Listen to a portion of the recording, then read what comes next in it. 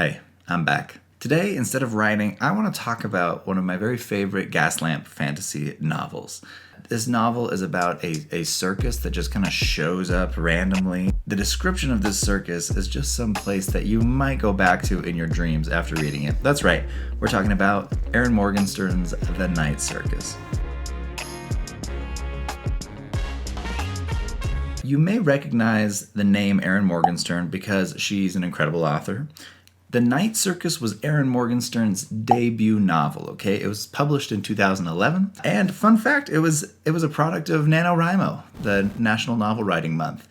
Out of the hordes and hordes of questionable quality novels that come out of NaNoWriMo, of which I may have several saved on my computer myself, this was a true gem, actually. Because people love this book. I mean, they love it. You should check out the fan following and the community that has banded around this book. I wanted to give a spoiler-free introduction to The Night Circus today to hopefully entice you into reading it and let you know why I think you should. But okay, quick summary of what to kind of expect in the plot. It's a story about a traveling circus called the Cirque des Rêves. Now, I do not speak French like I speak Italian, so I'm very sorry. But this circus is a fantastical, magical place where each attraction kind of bottles up all the imagination you might expect from the chocolate room in Willy Wonka and the Chocolate Factory or something. But if Willy Wonka were into Victorian-style carnivals instead of making chocolate, he was kind of post-industrial England, if you really think about it, because I'm getting off topic.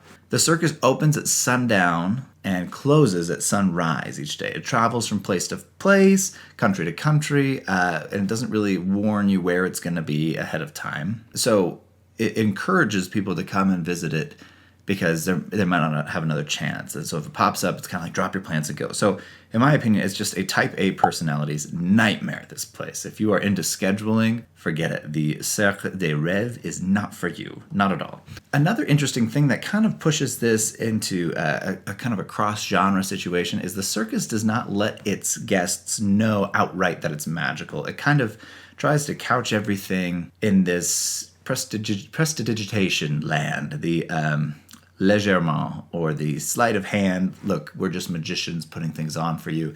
There's lots of tricks our circus uses to create these illusions you're enjoying. This isn't really a spoiler, but spoiler, it's magic. So what's going on here? This can't just be a story that literally just describes a circus. That would be an interesting, I guess, it would be almost like a manual about magical circus. No, there is a storyline. And it's told from different perspectives. And it's also told in kind of a non-linear type of way. But not a non-linear way that is like, I have no idea what's happening. I've read some non-linear works that are just like, who knows what's going on. That's not this. So first, let's talk characters. So first you have these two characters, Marco and Celia. They're both kind of magically gifted, and their guardians have pinned them together in what's meant to be a magical rivalry of sorts. But Marco and Celia don't know a ton about that rivalry. However, both of them get involved in the circus, and they're using their abilities to kind of increase the circus's magic and splendor. So it's increasing the prestige of the circus through its awesome tents and its attractions that are now boosted with magic. Boosted with magic. Then you've got this kid, Bailey. And Bailey is, he discovers the circus. He kind of comes from a family that's like, well, circuses. But he's like, no, I'm going to go and check it out. He's a young kid. And he falls in love with this circus. He makes some friends in the circus, some twins named Poppet and Widget. So the adventures of these three is a great window and kind of anchor for the readers to explore the circus as if they were a guest, where the Marco Celia plotline doesn't necessarily give you that experience. It's kind of like the backstage approach. So Bailey gets to give us this front stage in the audience kind of approach to experiencing the circus, which I think is a really clever way to tell the story. So why read it? Well, I've got 3 reasons that I believe you must read Erin Morgenstern's The Night Circus if you love Gaslamp Fantasy at all. Number 1, Erin Morgenstern does a fabulous job using the Gaslamp Fantasy setting, even though she's not super explicit about it. So the reason I love Gaslamp Fantasy and kind of this period of history is the population at the time has this weird fascination with both science and the occult. Spiritualism, but also advances in technology that are going to significantly and permanently change the world. Many people were appreciating science, but they also didn't care to understand all the fine details of the science. And so it's very easy, and I think we do this in modern day now too, where it's just like, oh yeah, it's a computer. And so because there's this gap between understanding of the new tech innovations, I think it's easy to kind of to accept and welcome the explanations that are more paranormal or supernatural. And so how does Morgenstern use this? Well, the circus is a wonderful example of that, where people are going, they're seeing things they don't understand, and they're just saying, oh yeah, crazy new science stuff. Maybe it's a cult, maybe it's not. There's also this plotline kind of following these ambitious individuals, enterprising individuals that are trying to have this big project, the circus, come forward and be successful. I think that's also kind of true to the time period where you have these enterprising, incredibly wealthy patrons just trying to do crazy things, you know. She also does something that I believe is essential in the Gaslamp Fantasy genre book, which is it's not epic fantasy. All things considered, this is really a story that is affecting a small group of people in a significant way, rather than affecting the entire world, you know. At no point is it like, oh, the whole world is going to end unless the chosen one steps up and saves the day. It's not what this is.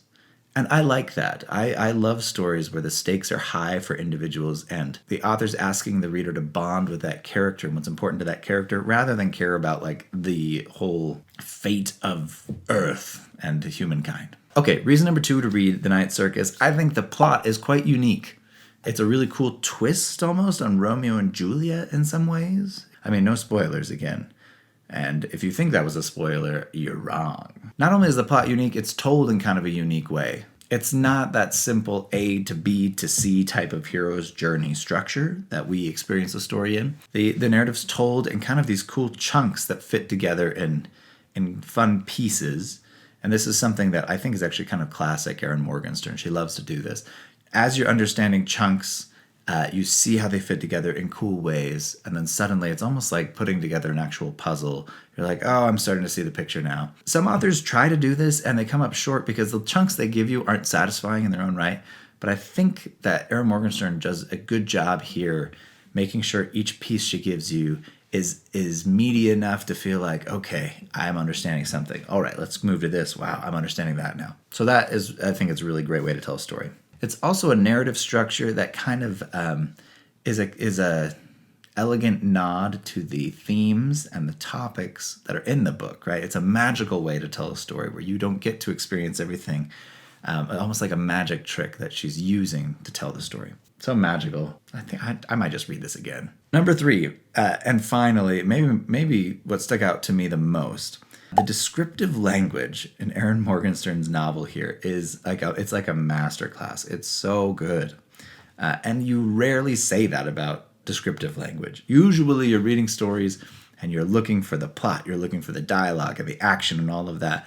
So the fact that she can actually come in and sweep you off your reading feet, don't take that grammatically on its face. Your feet aren't reading, obviously, but you know it's a metaphor. The fact she can do that and just sweep you off your reading feet is something very extraordinary. It's so easy to get swept away and just imagine yourself inside of these attractions, experiencing the circus. Well, you just want to go. You're just waiting for the Cirque des Rêves to show up in your hometown, and maybe it will one day. Who knows? I don't know. The imaginative energy required to come up with such gorgeous mental scene work is substantial. I mean, I would be exhausted after trying to write something like that. So anyway, those are my top 3 reasons. If you haven't read it yet, go and do it. It's like a staple in the Gaslamp Fantasy genre, a beautiful genre. And for me, I think it's my very favorite of Erin Morgenstern's works so far. And so if you're going to read anything by Erin Morgenstern, I would suggest you do The Night Circus. Anyway, I'm going to get back to a draft. It's great to be back with you. And if you read it, drop me a line. Let me know what you thought. I would love to hear it. I will talk to you soon.